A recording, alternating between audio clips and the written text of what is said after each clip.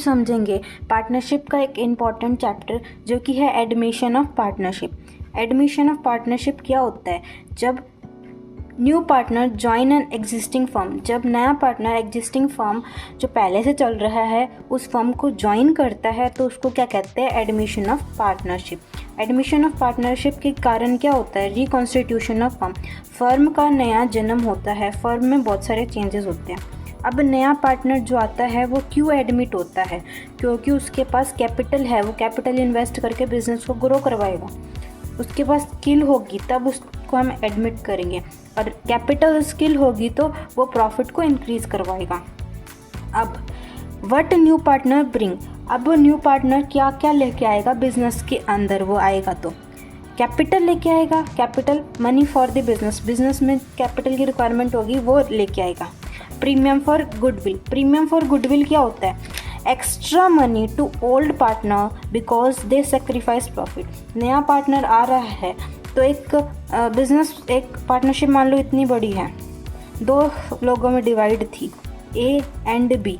अब सी आया, सी बोला कि मुझे कुछ हिस्सा दो, तो सी को इतना हिस्सा दिया मान लो, तो इतना हिस्सा सेक्रीफाइस किया। इतना हिस्सा सेक्रीफाइस करने के लिए उसे बी मांगेगा मुझे एक्स्ट्रा मनी दो, ए मांगेगा मुझे एक्स्ट्रा मनी दो, उसको ही हम क्या कहेंगे?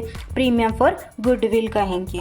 अब सेक्रीफाइसिंग रेशियो, जो ratio old partner give share to new partner, new partner को ओल्ड पार्टनर शेयर देंगे कुछ, उसको हम क्या कहेंगे? सेक्रीफाइसिंग रेशियो, क्योंकि वो कुछ सेक्रीफाइस करेगा इसलिए न्यू पार्टनर को वो शेयर मिलेगा। ओल्ड पार्टनर सेक्रीफाइस करेगा और न्यू पार्टनर गेन करेगा। तो इसका जो फॉर्मूला क्या होता है? Sacrificing ratio is equal to old ratio minus में न्यू रेशियो। तो इसको याद करने का तरीका है SON trick. S for sacrificing, O for old, N for new. Sacrificing ratio is equal to old ratio minus new ratio. Sacrificing ratio क्या होता है? Old partner give share to new partner, new partner को कुछ share देगा, उसको हम क्या कहेंगे? Sacrificing ratio. अब ओल्ड रेशियो होता है, सेक्रीफाइसिंग रेशियो होता है, न्यू रेशियो होता है। अब हम न्यू रेशियो को कैसे निकालते हैं, कैसे कैलकुलेट करते हैं? इसके 3 केसेस में क्वेश्चन आ सकते हैं हमारे पास पेपर में, बहुत इंपॉर्टेंट टॉपिक है ये। इसमें 3 केसेस कौन कौन से होंगे? Simple case, surrender case, acquire case. Simple case में हमारे पास ओल्ड रेशियो दिया होगा, न्यू पार्टनर शेयर दिया होगा, ठीक है। सरेंडर केस में क्या होगा? Old partner give from their own share, old partner होंगे वो अपने कुछ हिस्सा देंगे, कोई भी पार्टनर, दोनों पार्टनर दे सकते हैं, कुछ हिस्सा देंगे, उसको क्या कहेंगे? Surrender case. Acquire case directly ले लिया, न्यू पार्टनर ने, न्यू पार्टनर आया उसने डायरेक्टली ले लिया, उसको हम क्या कहेंगे? Acquire case. सिंपल केस का जो क्वेश्चन होता है उसमें हम ये मान के चलते हैं कि ओल्ड रेशियो इक्वल होता है सेक्रीफाइसिंग रेशियो की, ओल्ड रेशियो इक्वल होता है सेक्रीफाइसिंग रेशियो में, रेशियो के ये होता है सिंपल केस में। अब क्वेश्चन कर लेते हैं सिंपल केस का। सिंपल केस का जो क्वेश्चन है, सबसे पहला क्वेश्चन हमारे पास आता है, ए एंड बी पार्टनर है, 3:2 उनका रेशियो है, ठीक है। सी एडमिट हुआ है 1/5 शेयर के लिए, तो हम कैसे कैलकुलेट करेंगे?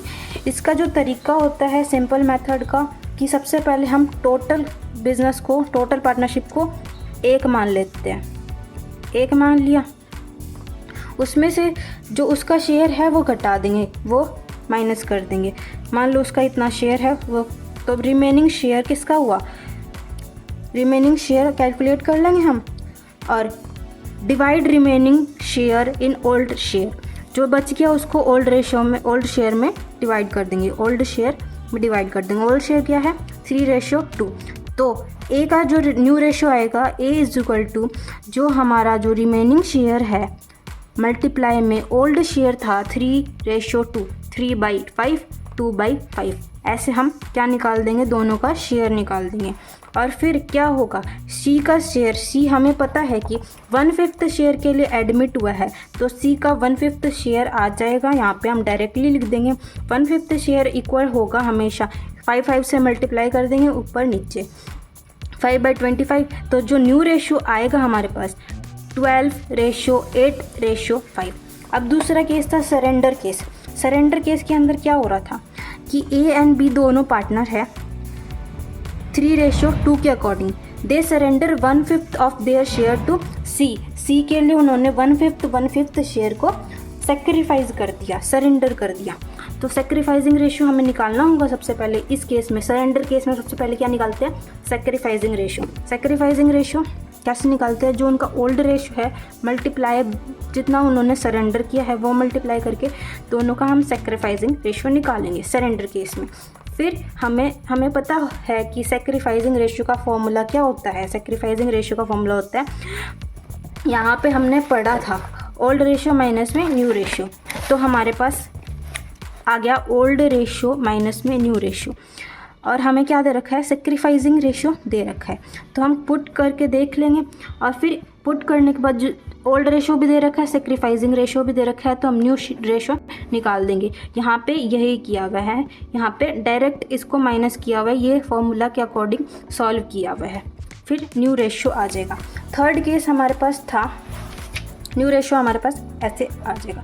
थर्ड केस हमारे पास था कि एक्वायर किया है। एक्वायर करने के केस में क्या होता है? ए एंड बी दोनों पार्टनर है, 3:2 के अकॉर्डिंग उनका रेशियो है। सी ने एक्वायर किया है 1/5 ए से 1/5 बी से, मतलब उसने खुद ने ले लिया 1/5 ए से 1/5 बी से। अब दोनों से खुद से लिया है तो हम क्या करेंगे? जितना जितना दिया है, जितना जितना लिया है उतना माइनस कर देंगे। ओल्ड रेशियो में से ओल्ड रेशियो माइनस में जितना जितना एक्वायर किया है माइनस किया, ए एंड बी का रेशियो आ गया। फिर जितना जितना लिया है, कितना 1/5 ए से लिया था, 1/5 बी से लिया है, वो रेशियो हम ऐड करके सी का शेयर निकाल देंगे 2:5 में। तो ये बन जाएगा हमारा न्यू शेयर।